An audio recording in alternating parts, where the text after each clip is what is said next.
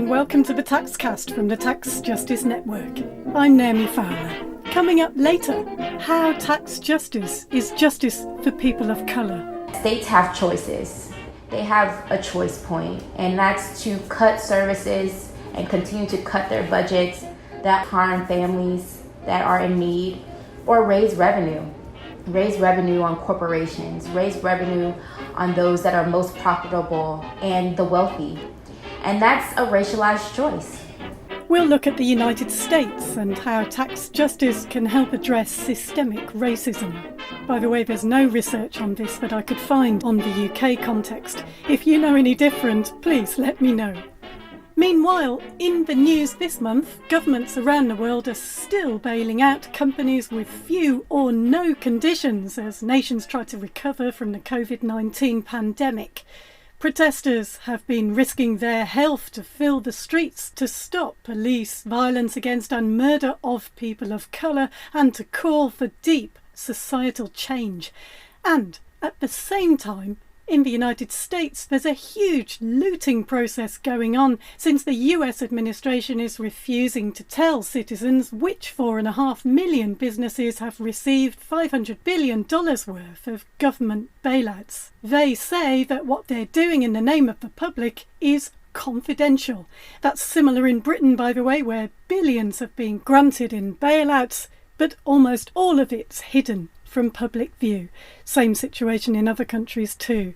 As we've always said at the Tax Justice Network, companies should at the very least commit to publishing country-by-country reports on their genuine business activities, not using tax havens, not hiding who the real owners are, protecting their employees, making sure there's no shareholder extraction, and, you'd think it's obvious, they should be paying fair taxes. Let's talk to John Christensen now of the Tax Justice Network for his take on this month. OK, John, so this month I released research I've been working on for a long time. This is research on Britain's slave owners' compensation loan, and this is when the British government compensated slave owners, not the slaves, after they passed the Slavery Abolition Act in 1833. That debt was only settled by the government in 2015 on behalf of taxpayers, incredibly. And my purpose with the research was to try to identify which financial institutions were involved in restructuring the loan at various points, basically to hit them up for reparations money. And you can read more about my research in this month's show notes. I haven't yet got to the smoking gun to be able to identify those banks and institutions which profited from the loan. But obviously we know already that the City of London and Britain itself built its wealth from slavery and empire. We know still today that the city's finance sector has an extractive business model that impoverishes some of the world's poorest nations.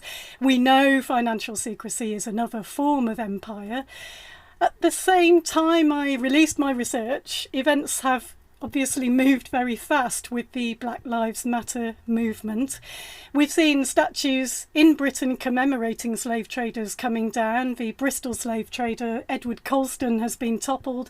Around the world other statues have been toppled. Many others are now finally being moved to museums to be viewed in their proper shameful context. I didn't think I'd ever see that in my lifetime, to be honest, and I didn't think I'd ever see big finance sector companies coming forward and making apologies. That is what is beginning to happen. We should be extremely sceptical.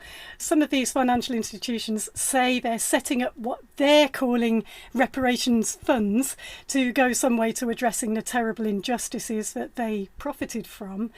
The insurer Lloyd's of London is one of them, and several lawsuits were filed against them over the years by descendants of slaves in the US, and those failed. Now they're acknowledging what they should have done, could have done a long, long time ago.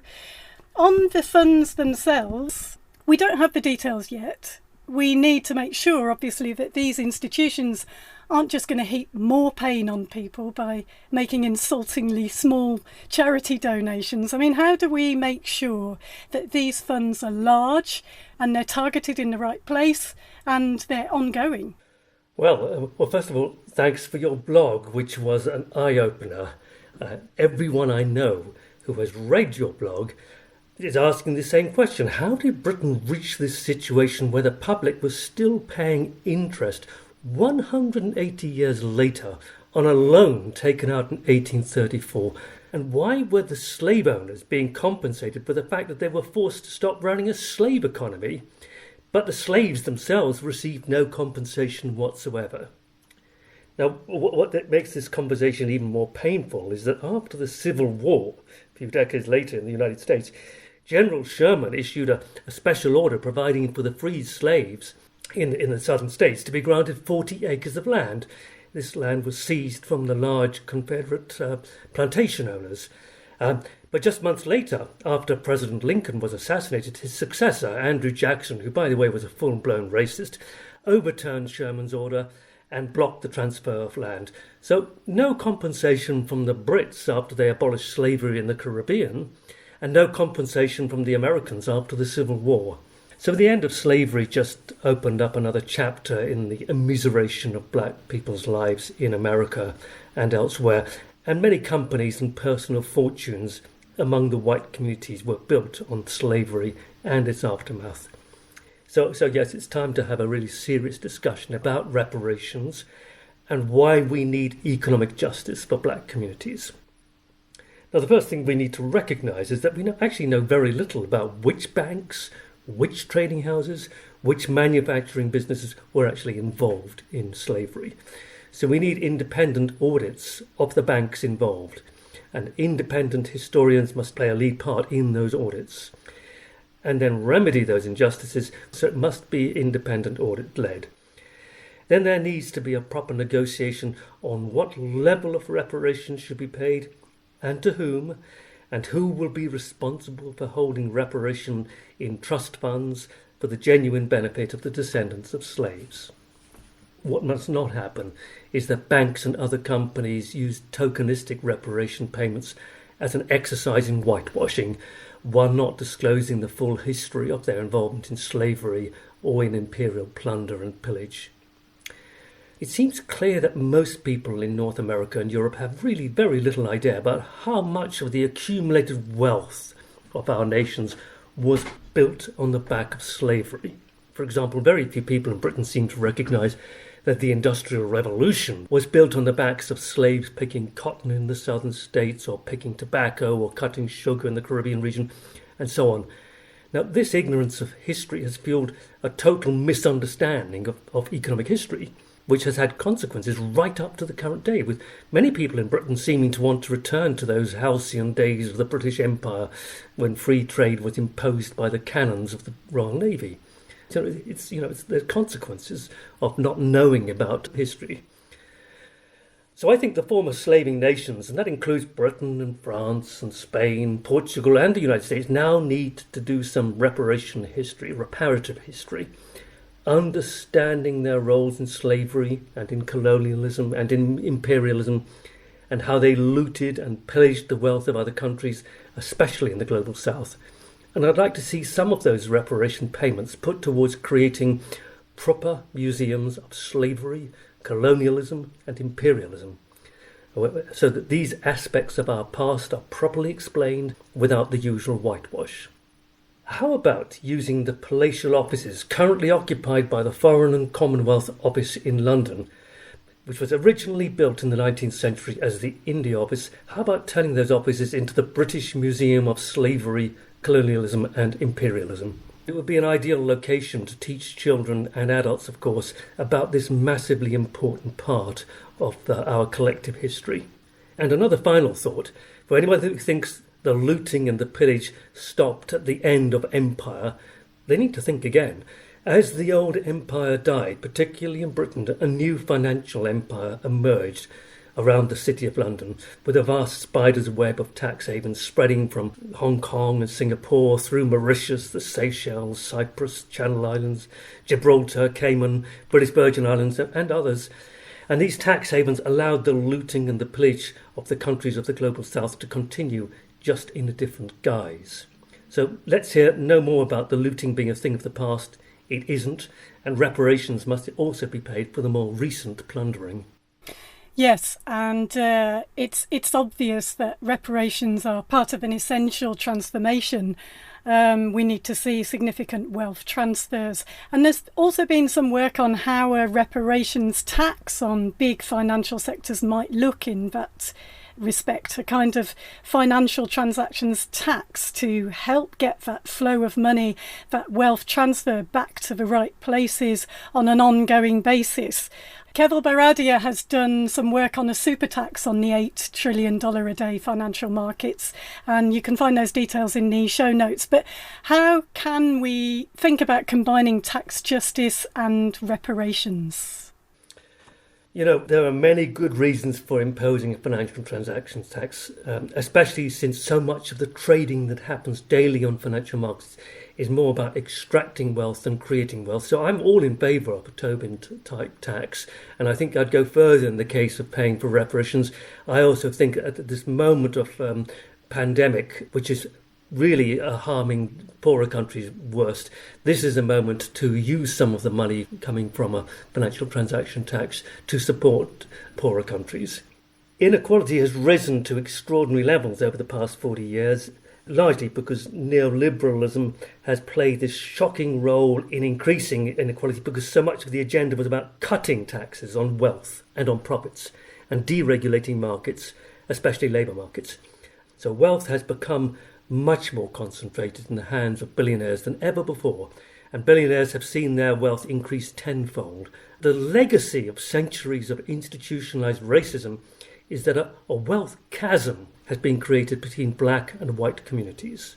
Recent research coming out of Duke University in North Carolina has revealed that the average black family with children in the United States owns just 1 cent of private wealth for every dollar that the average white family with children holds. We need to tax wealth, and we need to redistribute significant amounts of wealth towards the descendants of slaves as reparation for the past and present wrongs. I think there's a strong case for supporting Keval Baradia's idea for a super tax, so I'm all in favour of financial transaction tax and a wealth tax and a super tax on profits. This is what a tax justice agenda needs to look like. Thanks, John. John Christensen of the Tax Justice Network. Now it's time for the Taxcast special feature. The writer William Faulkner wrote, "The past is never dead. It's not even past." And many countries are still rooted in the laws made by those who profited from slavery and empire. This month, on the Taxcast, we look at how white supremacy is embedded in the US tax system and how tax justice can help address structural racism. I'm talking to Courtney Sanders and Michael Leachman of the Centre on Budget and Policy Priorities, and also to David Sorensen of the People's Tax Page. This is all about power and about who makes the rules. There's a long history of systemic racism in lots of countries, in Britain as well, just like in the United States. And when you look at all the laws and who made them, the laws that we're still living by, in Britain we call them the landed gentry, or the landowners who made the system work for them. You write, for much of our nation's history, people of colour had little to no power in state legislatures, and white lawmakers could set policies that sustained white dominance. There's a really interesting example, which is the oldest example in the United States, which continues to impact on people of colour today, where, and I'm quoting, wealthy white landowners in Mississippi demanded and won a constitutional requirement for a 3/5 vote in both houses of the legislature for all state tax increases. Can you talk a bit about that? Yes, sure. The history here is that after the Civil War, in the South, the governments, the state legislatures that came into power, they included former slaves and white supporters of the Union cause, anti-slavery, and those legislatures were dealing with a situation where they had immense needs to address. For example, they needed to build school systems for the first time for very large portions of their populations, right? It was a war-torn state, and so what they did was they increased property taxes significantly. The property taxes are the major source of revenue in order to raise the revenue needed to make those investments. over the decades after the Civil War, as white supremacist former slaveholders came back into power, violently overthrew the Reconstruction era governments and took power, they put into place new state constitutions that protected their power and were deliberately designed to make sure that it couldn't happen again, that their taxes would go way up. It would be harder for them to raise taxes on the former white slaveholders. One example of this is in Mississippi in 1890. White supremacists, former white slaveholders came back into power. They adopted a new state constitution. The primary focus of that constitutional debate was to figure out how to disenfranchise African Americans and to otherwise solidify the power of the white supremacists. And this is one way that they did this. They said, well, we're going to put into the state constitution, which is hard to change, that you have to have a 3/5 vote of both legislative houses in order to raise any taxes at all. And that provision is still on the books today and still making it harder to raise the revenue that's needed to make investments in poor Black communities and in other communities of color in the state. So just as in Britain, landowners have historically wielded almost all the political power and made sure they legislated for highly restrictive property tax limits. And in Alabama, that's also a very interesting example of where that is written into the Constitution, as you say, very difficult to change. Yeah, the history here is similar to the history that I was just talking about in Mississippi. And so in Alabama, one form that took is to establish limits on how much property taxes could be increased. Some of the property tax limits that were put in place in that era are still on the books in several southern states, Alabama, Arkansas, Texas, a couple of others. They're still on the books today. And it's really undermined over a long period of time the ability of these states to raise the revenue needed for investments in communities of color and other low-income communities. So Alabama still has the lowest property taxes per capita of any state in the country. You think about 150 years or so of that policy being in place and what the cumulative effect of that lack of investment and the privileges accorded to the landholders who are still the value of landholding is still disproportionately in white hands, what that's meant. Yes. And why inheritance tax is so important. Yes. One of the things that we know as policy analysts is that we know that white supremacy and structural racism created and continue to perpetuate disparities of power and resources. And an example of that is just thinking about who holds wealth in our country. Right. And when it comes to questions about access to political power and who's involved in the making of legislation itself today, how representative are state legislatures of the citizens they serve in terms of demographics? Still not very representative. For decades, state tax policy was written by almost entirely all white male legislators. Now, that's changed some over the last few decades, but still, African Americans are underrepresented in state legislatures, and other groups of color are even more underrepresented in state legislatures. We're recovering from many things. We're recovering from COVID-19. We're recovering from 400 years of oppression. And we are also recovering from a looming economic downturn. And one thing we know for sure, and we continue to learn with every economic downturn, is that states have choices.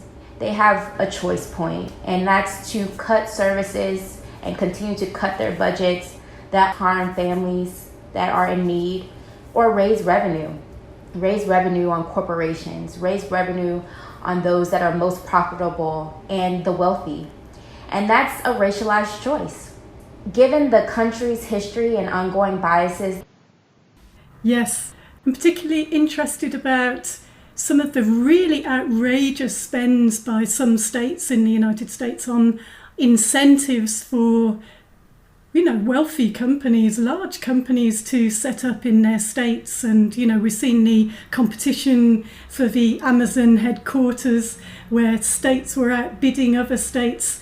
And it's really bizarre because in some ways, some of those people would say it's very wrong, you mustn't give money to poor people who've been held back so long by the system.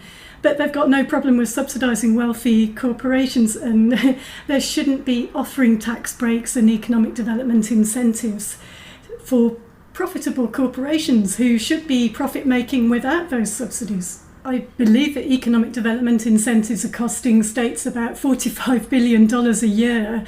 Ridiculous tax holidays being given really makes no sense at all. Yes, exactly right. The way that states and localities typically go about economic development, as they say, is really backwards thinking and exacerbates the existing inequities.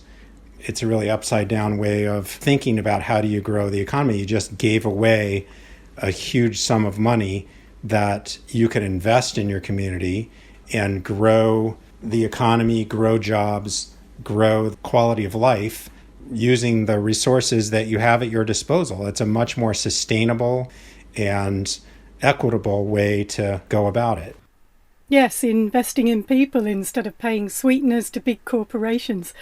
And there are lots of tax policies states have the power to enact which could begin to roll back the structural racism that's disadvantaged people of colour for so long. Yes, some specific policies that states could use is to increase taxes on wealth. You can do that through inheritance taxes. You can do that by increasing the income tax rate on very high incomes. You can increase the taxes on income from capital accumulation. We can do that in a number of ways with more progressive property taxes, by taxing the stock gains, the income from stock gains that wealthy people very disproportionately receive. And then you can also do things to improve the system, how the system works for people with less income. Right. The most obvious one is to stop raising tax revenue from sales taxes, which we know is a really regressive tax, and it disproportionately hits poorer people who are so often communities of colour.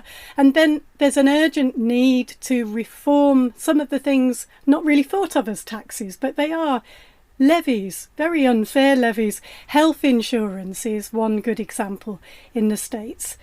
Premiums are like taxes people are paying, but they're paying to private insurers instead of paying it to the government for a more efficient public system based on the ability to pay. And the cost of that has been rising for people for decades, and it's completely out of reach for millions who can't afford it. And of course, there's also the way that states are funding their justice systems. Yes, so increasingly, especially over the last decade, we've raised funding for our courts and our police through fees that are imposed on people who are caught up in the criminal legal system. And the impact of that is often egregious. That often means that people end up in jail simply because they can't pay. People are often held just because they've been arrested, not because it's been proven that they've actually done anything wrong. And so for many reasons, that's a really egregious system that worsens racial inequities. We could shift how we're funding those justice systems to use more progressive sources of revenue. And one other example is we can increase tax credits that are targeted to low-income families that help to turn around these state and local systems so that they're based more on ability to pay. Yeah. Addressing climate change and thinking about carbon tax is also important because as our states are having a lot of disasters, whether that be hurricanes and, flooding and all these different things, it is also something that states have to address. And the people who are hardest hit or is harder to recover from natural disasters are communities of color, are people who have low incomes. And so the people who are somewhat responsible for creating all of this CO2 emissions are also contributing to how people are impacted by those things. And states can take that in consideration because they play a large role in making sure that communities recover from those natural disasters.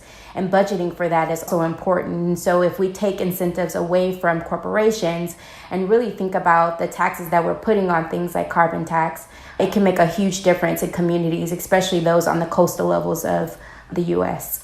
Right. We know we need to take urgent measures, and states need to finance a green transition. Yet the bigger businesses are in the United States, the more likely they are to be fueling the climate crisis. Over the decades, they've got used to paying less and less taxes and getting more and more tax breaks. And wealthy people as well, they've got a much higher carbon footprint than ordinary people, but the world they live in was designed by them for them. Let's look at the difference now between a person born into a wealthy family in the United States who inherits a lot and they want relief on their pile of cash versus a person whose family doesn't have enough to eat and needs assistance. This is David Sorensen of the People's Tax Page. The inheritance tax.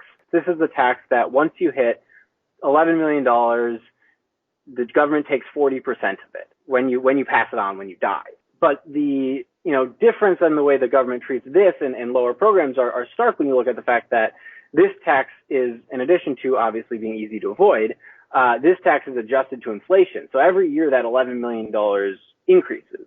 If you then turn around and you look at the other side of the equation, you look at the people who are struggling, you look at our safety net programs, most of our safety net programs aren't adjusted to inflation. And so that means that every year, the safety net programs that we're putting money into, they get less money. Our dollar is worth a little less, and the safety net programs have to be supporting a few more people.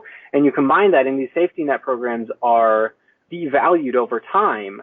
A stark example of this is the Temporary Assistance for Needy Families, TANF. And that program was started in 1996. But because it wasn't adjusted for inflation, it has the same funding today as it did then, or a very similar amount of funding today. So what's happened is that program is now trying to support more people against a stronger dollar without any more money.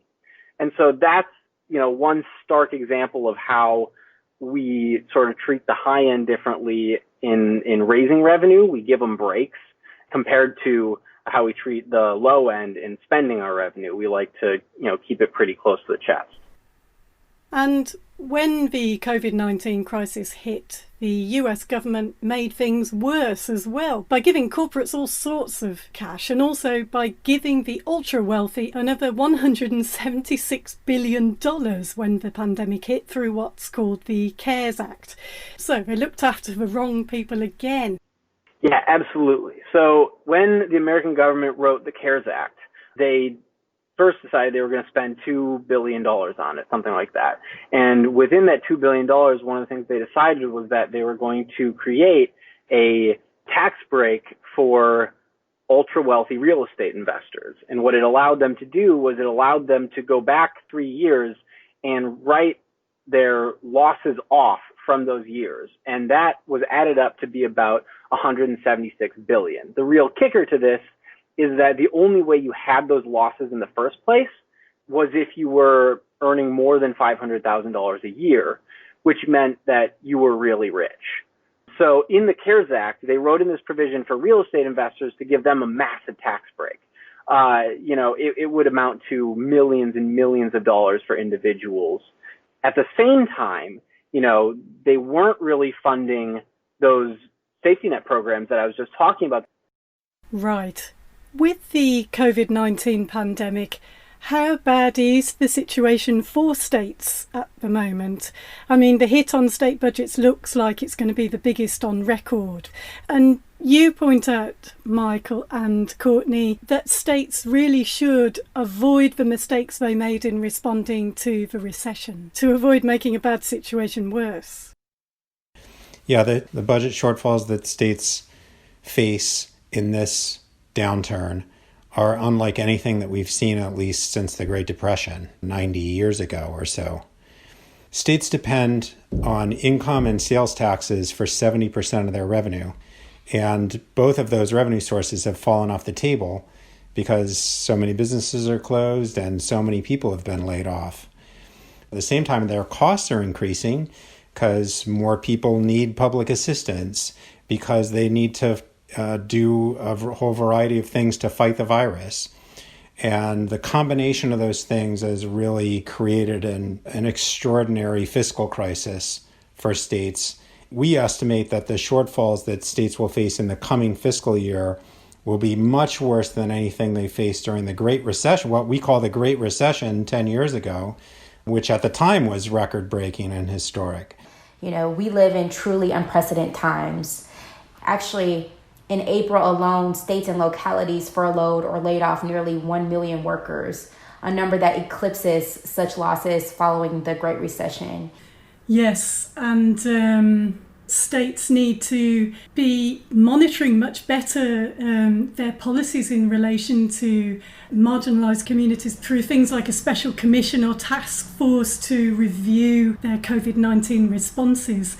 And you can see how important that is when you realise that in France and Germany, they don't even count how much more likely people of colour are, for example, to be stopped and searched by the police, to be discriminated against in the workplace, in the housing market, or to die of the coronavirus. So they're not collecting data on the communities of colour. So if you're not counting it, you can't know if you're formulating good policy. Yes, absolutely.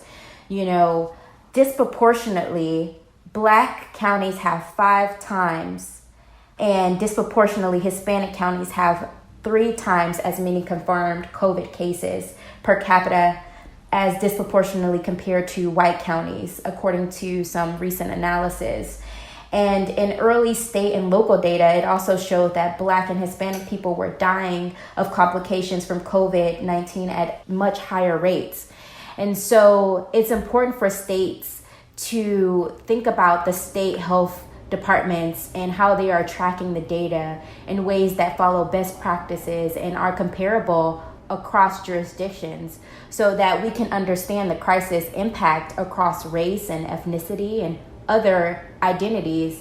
Understanding its desperate impacts is a critical step in determining the policy responses that can address the underlying factors that have led to inequitable health outcomes. And another piece to this is these health disparities exist because too often people of color have experienced years of economic hardship, received lesser quality of health care, and have been segregated into neighborhoods that lack access to things like nutritious food and green space for exercise and clean air and jobs that pay enough for people to have the money or time for recreational activities or to think about their wellness. And so what the COVID-19 crisis has really exacerbated and underlined for us is that these health disparities are rooted in a lot of economic but health system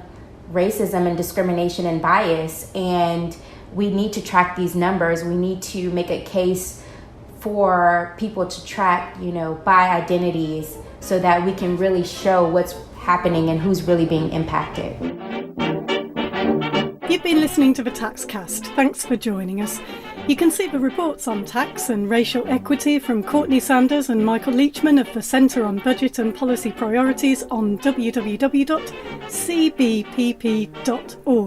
David Sorensen of the People's Tax Page is on www.peoplestaxpage.org. They have a great podcast there too. Tune in next month for part 2 of this discussion on how tax justice is racial justice. Thanks for listening. We'll be back next month.